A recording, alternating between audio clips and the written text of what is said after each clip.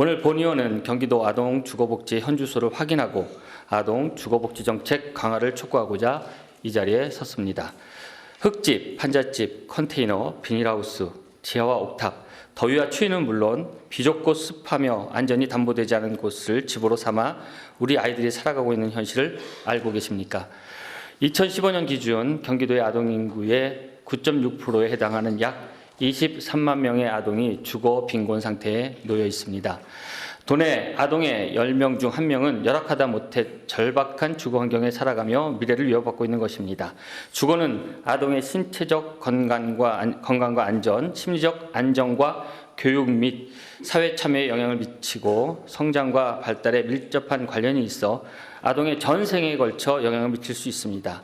이에 아동 주거 빈곤에 대한 선제적 대응을 통해 아동의 주거권, 나아가 인권을 보호하고 미래 세대의 건강한 삶을 보장해야 할 것입니다.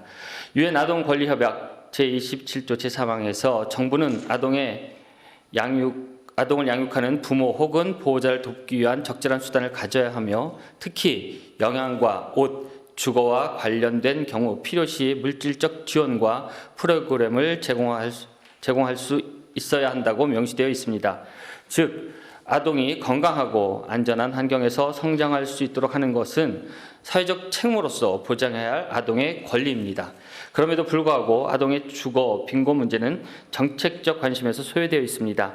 주거기본법에는 아동복지법 제3조 제5호에 따른 지원 대상 아동에 대한 주거 실태 조사의 실시가 명시되어 있으나 임의 규정으로 되어 있으며 임대주택의 우선 공급 및 주거비 우선 지원을 통하여 지원 대상 아동의 주거 수준 향상을 도모하는 주거 정책 수립 시행 관련 규정이 있지만 체감할 만한 정책으로 실현되지 못하고 있는 실정입니다.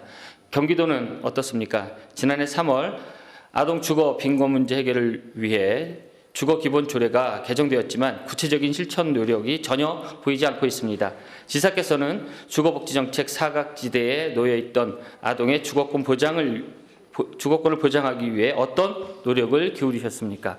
개정된 조례에는 아동 주거 빈곤에 대해 정의하고 아동 주거 빈곤 주택 개조 사업에 대한 실천사항을 담고 주거복지센터로 하여금 아동 주거 빈곤에 대한 실태조사와 지원 방안을 모색하도록 하였습니다.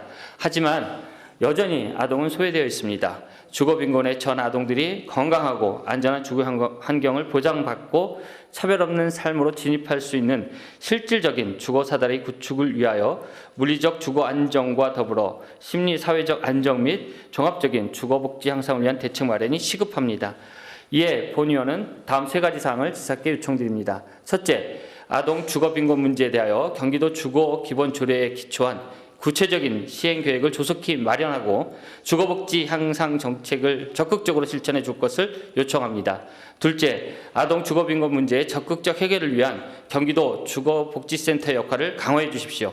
셋째, 아동의 수요뿐만 아니라 청년, 신혼, 고령 가구 등 주거 취약계층에 대한 맞춤형 주거복지 정책을 수립하여 주시고 생애 주기를 고려한 수요자 맞춤형 주거 사다리 구축을 위해 광역 주거복지센터의 거점별 확대 운영을 요청합니다. 다시 한번 강조합니다.